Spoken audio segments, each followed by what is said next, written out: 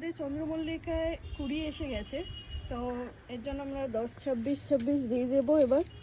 আচ্ছা, এটা কি জলে গুলে দেওয়া যায়? হ্যাঁ, পরের বার বেশি গলে না, একটু গুঁড়ো করে দিলে ভালো হয়, বাট ঠিক আছে বা এমনি ছড়িয়ে দেওয়া হ্যাঁ, যায়। আস্তে আস্তে ডিসলভ হয়ে তো যাবে। এটা আমরা দেখছেন কতটা পরিমাণে নিয়েছি, একটুখানি এই পরিমাণে আমরা গাছের গোড়ায় ছিটিয়ে দেবো সব দিকে।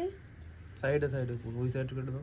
ফিডের রুটগুলো যেহেতু সাইডে আছে, তাই সাইডে একদম ছড়িয়ে দিতে হবে।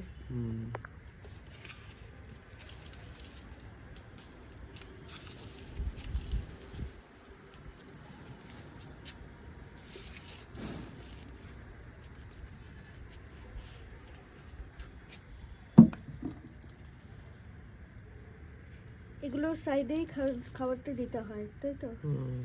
এইদিকে তাও এই দিকটা চারদিকে সমানভাবে দেবেন, কারণ ফিডের রুটগুলো সাইডেই থাকে, জলে ডিসলভ হয়ে ডেইলি খেতে থাকবে, ব্যাস আর না।